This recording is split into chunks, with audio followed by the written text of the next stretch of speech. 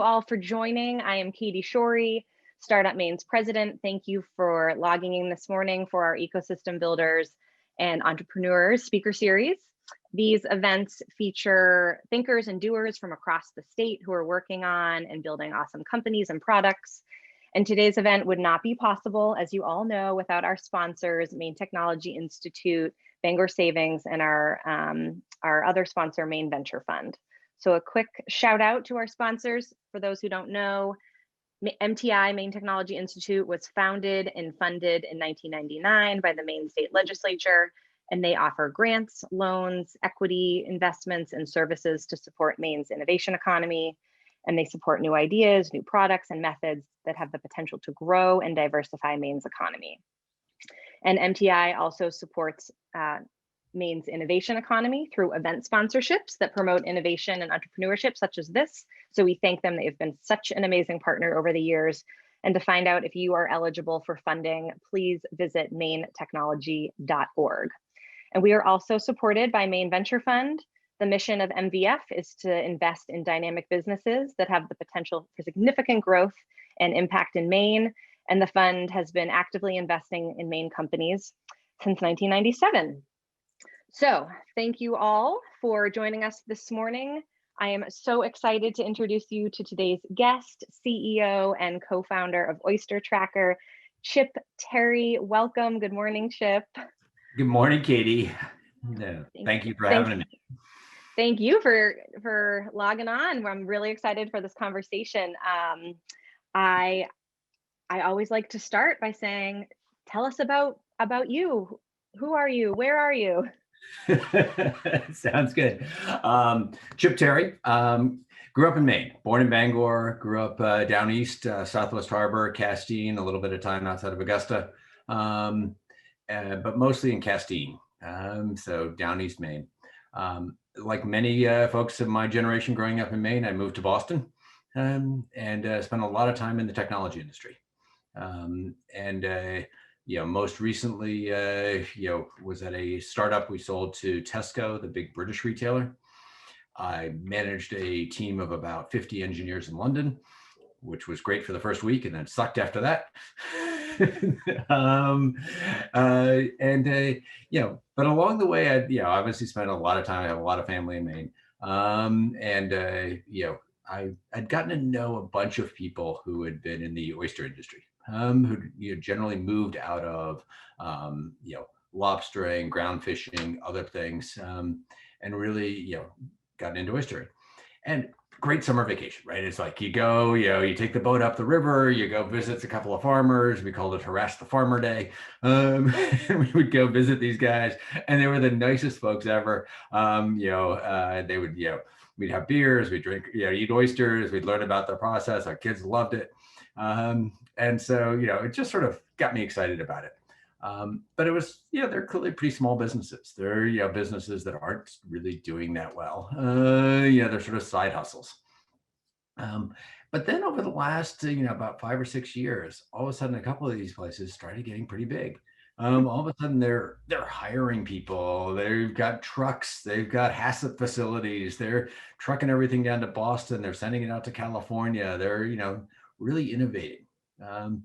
And so, when my golden handcuffs ended after my last acquisition, I said, well, what am I going to do when I grow up? My wife and I have been talking about how do we relocate back to Maine? How do we make this happen? We become empty nesters, which ages me. I can't believe I'm that age. I can't believe you're that age. Thank you. You're very nice. We were trying to figure out what to do when we grow up.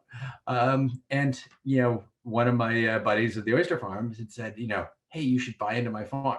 My partner's aging out, he's retiring, you should come and join me. And so I looked really seriously at it. And I began to sort of do a deep dive into this world. I learned a couple of things. First of all, I'm too old to be lifting bags out on the waterfront every day. I was never that strong to start with, and I haven't gotten any stronger as I've gotten over 50. What I also realized was there's a whole challenge of sort of inventory control. As I began to learn about this business, what I understood was you buy the seed for relatively inexpensive. You can buy 1,000,000 seed for about $12,000. If you can sell 1,000,000 seed, you can sell them at 50 cents to 75 cents a piece. That's good money. That's the economics of this business. The problem is that you've got a huge cost of labor. So that's about 70 or 80% of the cost of running one of these oyster farms. And you've got a huge mortality problem. So you probably are losing about 40% of your product from the time you put it in the water at about 6 millimeters to the time you harvest it at about 3 inches. And so what I did for my buddy is I'm like, why don't I just see if we can figure out how to help you with this sort of inventory and activity management, managing the labor on your farm and managing the inventory on your farm, because those are really your big numbers.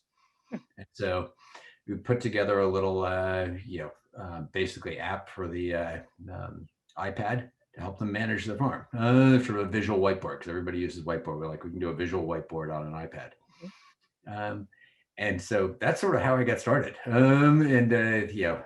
can tell you the story beyond that, but we sort of logged in, we got it going. As part of this, I said, well, I wonder if anybody else wants this. And did they? What happened after you thought, okay, I have this product, I have this, or this solution, I should say, this software. Then what happened? So then I emailed the East Coast Shellfish Growers Association listserv. They're all listserv, a lot of AOL addresses, but there's turns out there's a huge number of farms. And so I sent this around. I said, is anybody else interested in this? Here's what we're doing. I had 35 farmers call me back within a day, and so you learn early on in sort of product development. The first thing you want to figure out is there a need? That's a pretty good sign that there was a need. And so we started with that, and really got to know these folks really well. It hasn't been smooth by any means since then, but that was sort of the starting point, was really understanding, okay, there's a need. We've got this little product. We learned it with one client, and then we expanded to these other guys pretty quickly. Yeah. So you had this one product, and you started with that, and then what happened? Did you tell us more about, I guess, what you're learning, the type, you're gathering data, and then did you create more products? How did you then scale? So we stuck with the first product to start with, the first thing you need to do is you got to figure out how you're going to have enough people to service 35 clients. How are you going to build a product that's stable, that scales, that all that stuff. So, having been in the technology world forever, I knew some people that were really talented. And so I went to them and I said, hey guys, I don't know if this is going to be that great a business, but I think there's something here. How about rather than going and raising money and then paying you, how about we work nights and weekends for a little while? I'll give you each 10% of the business. I'll pay all the out-of-pocket costs, and we'll bootstrap it for a year, and let's see how it works. Those guys were crazy enough to sign on. And we ended up with this incredible core team of our chief technology officer, a guy named Andy, who at that point was one of the lead developers at Expedia, doing the VRBO platform. Our design guy was and still is the head of design at HubSpot. And then our product manager works with big companies like Dollar General and others doing all their websites. And so we're like, we've got this incredibly talented, we'd all worked together before. And so we're like, we can do this. And so, we basically grew that farm management product far enough that we're like, okay, there's something real here. People like this. You have to do all the stuff you do in normal product development of, trying to figure out who your target market is, because it's not every oyster farmer. Some of them are too small, some of them are too large, some of them will never adopt technology. You got to figure all these pieces out. So that was really sort of how we started. What are you up to? What are you up to now? Customers growing week after week. What's that look like? So we're up to over 100 clients. I think actually at the last count we're at 122.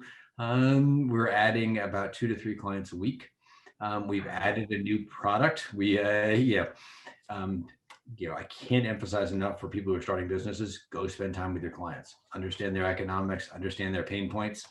One of the pain points we began to understand as we learn more about this is the regulatory world that these guys live in.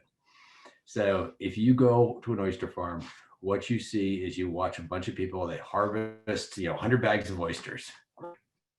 Before they can leave their farm, they have to have a tag on every single one of those bags that has the date and time of harvest, location, a bunch of other information. They also have to put that information in a log, and they have to send that log to the state. It is painful, and particularly in November in Maine, where you're sitting on a dock trying to write out 100 tags, it is painful for everybody involved. And by the way, those tags then show up at the distributor, and the distributor rips all those tags off like an hour later and puts on their own tags, doing the same thing, except they've got to add a couple of information about the receiving temperature and time and all that. And so it's just this crazy system. And so we said, well, there's got to be a better way to do this. Right. Like human error is everywhere, all over this. Yeah. Well, because what's supposed to happen in that system, and this is all regulated, this is a national regulations by the FDA, and these regulations are designed so, you get sick at a restaurant and somebody can then trace it all the way back through the system and figure out, okay, these came from this watershed, from this farm, where else did they go? Let's figure this out. Well, 50% of tracebacks fail because of some sort of record breakdown somewhere along the way. And they take in general 2 to 4 weeks. There's no product on the market after 2 weeks. So it's not like it's saving anybody any, nobody's being saved from an illness because of this. It's just a huge cost. That's a whole separate story. But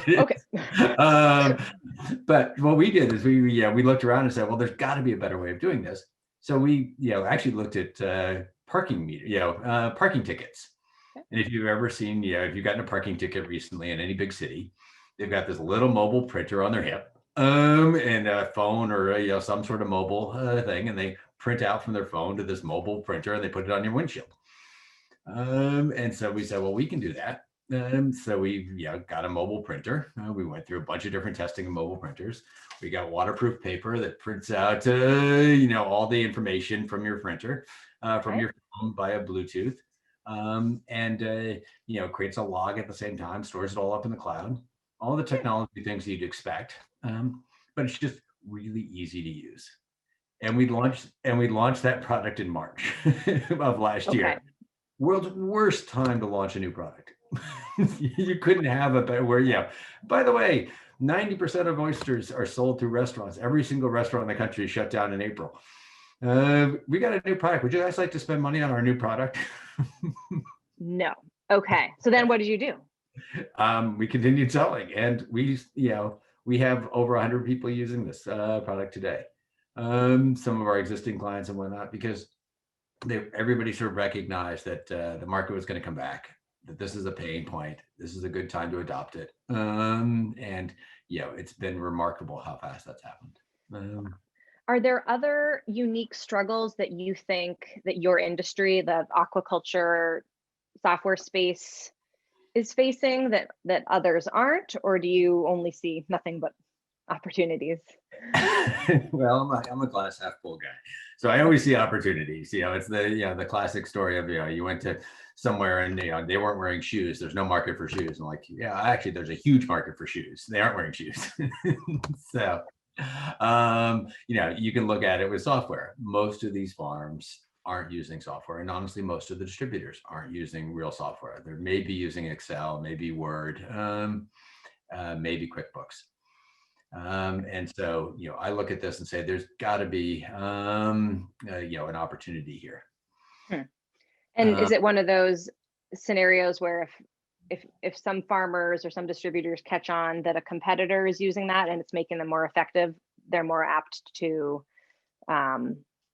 then also want to get into the, adapt the software? Exactly. So, people tend to move between farms, so they tend to bring best practices with them. And, we were fortunate enough to, actually, I should give a call out to Maine Technology Institute. They funded us a grant writer to write an SBIR grant. And we won this SBIR grant from NOAA to build out the tide to table traceability system. and we're still in the process, but basically, taking all that information from the farm, passing it on to the distributor, so they can print their own tags, keep all their receiving logs and shipping logs, pass it on to the next distributor. And usually, by the way, an oyster that maybe went from, Cora Cressy Farms, went to Community Shellfish, went to Denarius in Boston, went down to maybe Samuel and Sons in Philadelphia, and eventually got down to Inland Seafoods in Atlanta, where it got to a restaurant. That's not an unusual scenario for how something gets to the table, 2 to 7 steps. Wow. And with this little QR code on a tag, we can pass all that information all the way up and down the chain.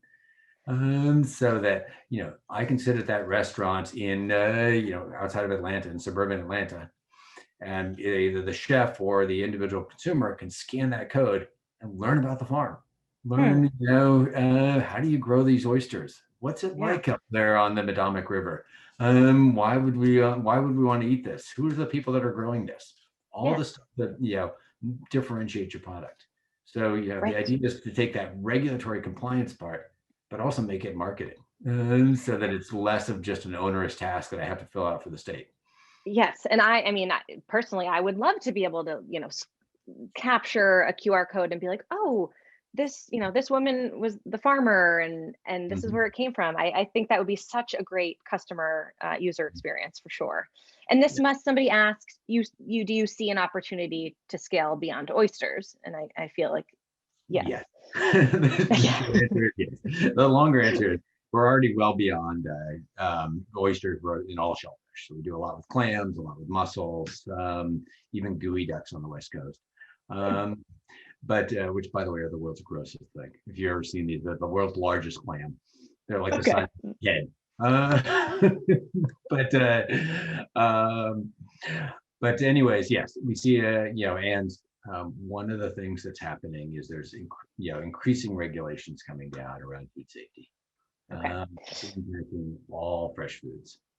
And so one of our investors owns the largest organic greens company on the East Coast, and has said, actually in the lettuce world, there are 2 or 3 lawyers that make their entire living suing lettuce companies because somebody got sick on E. coli from lettuce.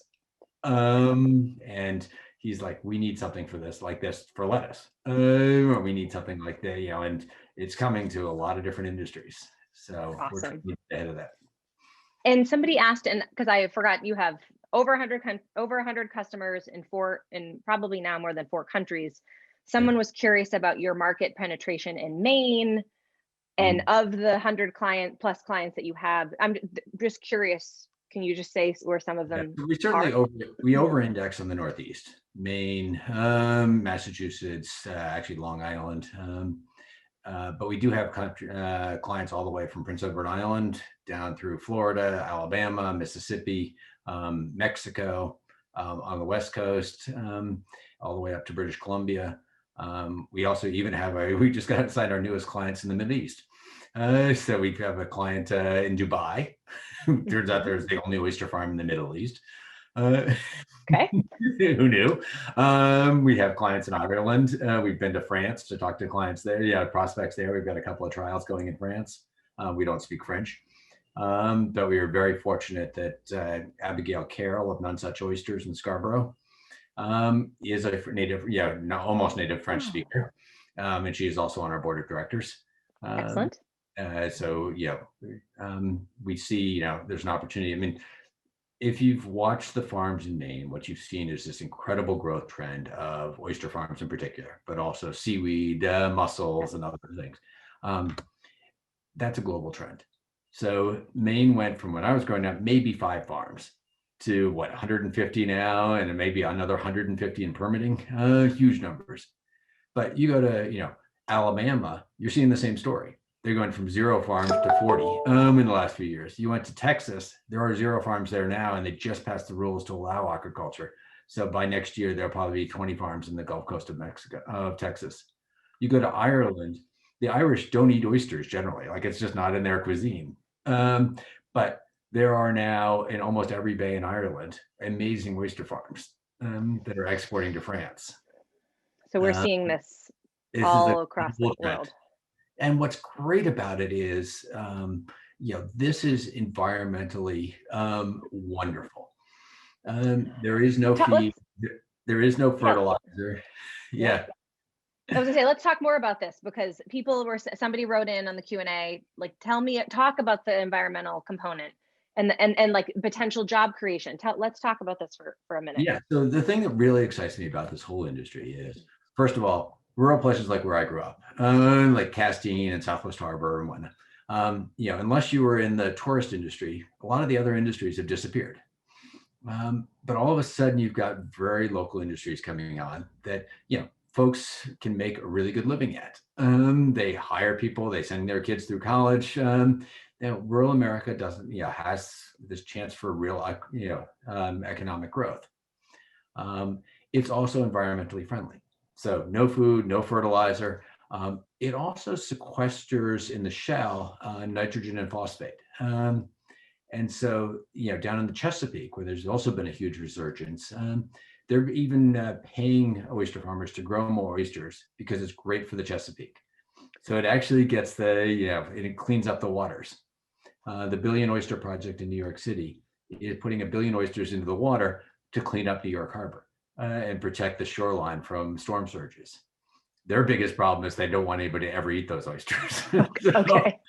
But you have this, and if you look at it from a protein, a sustainable protein, and you compare it to pretty much any other protein in the world, this one has the best both carbon footprint and environmental impact profile of any other protein out there.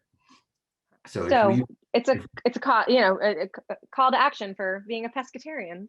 Exactly. So I think, in so many ways it's great. And by the way, in some ways it's getting back to our history. So in the 1890s, 30% of the protein of the working class of New York City was from shellfish. Every street corner had a little oyster bar or whatnot, and it was clams and oysters.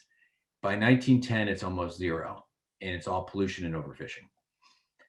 But it's coming back now, and it's coming back in a big way, and I think it's really exciting to be part of it. Ah, that's great. Oh man, we have so many questions coming in. Hold on, let me look through here. So, from Adam Lockman, how do you balance technology advancements while preserving best practices, food safety? Is the technology cost model scalable so it's accessible for early aquaculturists starting out?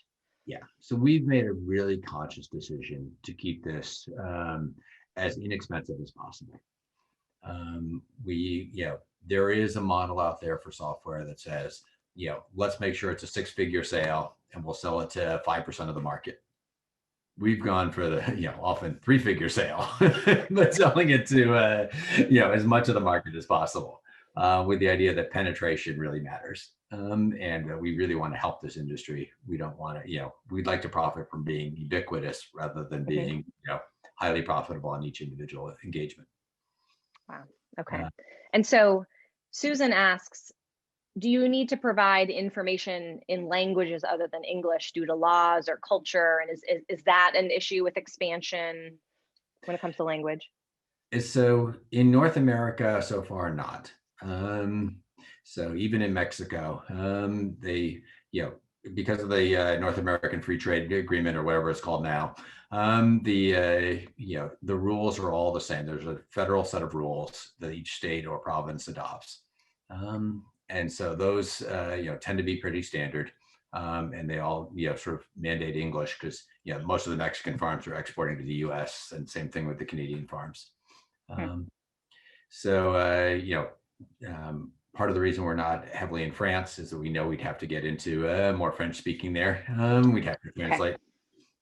So that'll be coming, but we'd rather, win this market first and understand this. Great. Someone asked about, they love from Bobby Lamont, they love the small farm model, but do you think consolidation is coming, and is there upside, downside of consolidation? Yeah, I mean, there's sort of obvious consolidation. Yeah, you're seeing consolidation in some places, even some of the Maine farms. There's been a few acquisitions. There are a couple of barriers to acquisition, to real consolidation. One of which is, each waterway tends to be very different, and it's hard to manage from afar. You sort of need to be there. And the other is regulatory. Many of the states don't allow you to own too much. So I think where you're likely to see more concentration is actually in the distribution channels. Okay. So let's see. We're getting some more questions here. I wanted to dive in. We only have 4 minutes left, Chip. This blew by. This is crazy. I could talk to you for hours. Somebody's asking about talent, and I did want to touch upon this because you have a remote workforce. So I wanted your 2 cents on that. But where are you finding the talent to work at your company? And so talk a little bit about your remote culture. Yeah, so we are all remote. I'm a big fan of either all remote or all in person, but not hybrid. I think that you have a problem if some people are in the office and some people are remote. Nobody feels like they're part of it. So we're all remote. It's a conscious decision. Talent, some of it is in Maine, some of it's all over. Over the years, I've built up a pretty good network of folks that I trust and know. So most of my hires come through that network. Excellent. So let's also give a quick plug, because you've utilized resources and tapped into entrepreneurial support organizations in Maine.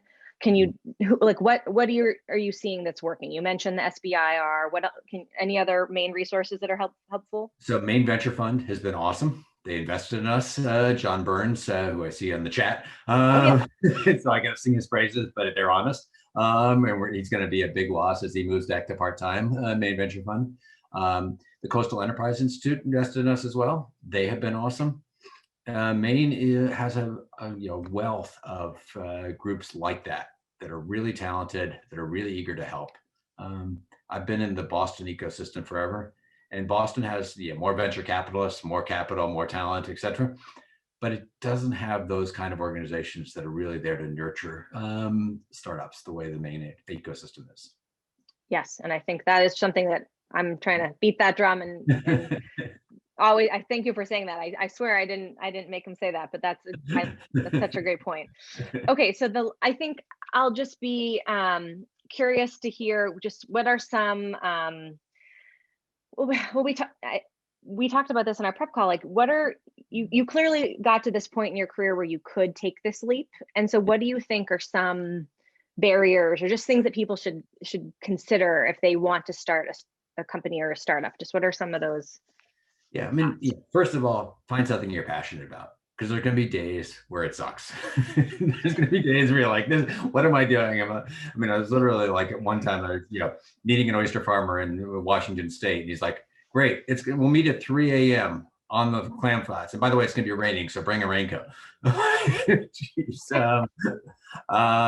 So make sure it's something you're passionate about. You're excited to get out of bed in the morning. You also, there are just family and financial considerations that you need to be, I was fortunate enough. I have a wife who's very talented, who's very patient, who also has a good job. So we have benefits. I've, been successful enough in the past that I don't have to worry, heavily about taking a couple of years where I have essentially no salary, so that I can do this. And, make sure that you surround yourself with other people that you're equally excited about it. Because there are going to be days when it's really lonely, and I see some of these entrepreneurs who are sitting in their office sort of spinning. So you got to have people that bring you back up if you're down. Yep. And I think something that you said that I just want to end on that I think is super important is that you said ideas are a dime a dozen. It's like the execution. You got to be able to execute. And that's the critical thing is ultimately a business is driven by people willing to pay you for something. You got to figure out what that is. What that thing is. And it's all about execution. Yes. Well, Chip, we're at time, and I so appreciate you spending the morning with us. This has been a great conversation. People clearly love this topic. So I so look forward to following you and all of the things you'll be getting up to. So thank you again for joining us. And folks, you can visit oystertracker.com. Any other parting words here, Chip? Oh, thank you, Katie, for all you're doing. This is awesome. Really great. And for those of you who don't know, Katie puts in a heck of a lot of effort to make this successful. She does prep calls, she sends you notes, she makes you look good. And that's hard for me. No, you made it. So this is so great. And so next up, we have Chris Wolfel from the Rue Institute. And then after that is Helkenberg from Streamo. So I'm excited to keep these going. And we'll have this recording out soon. So thank you again, Chip, and we'll see you on the flip side. Thank you, Katie. Bye. Bye all.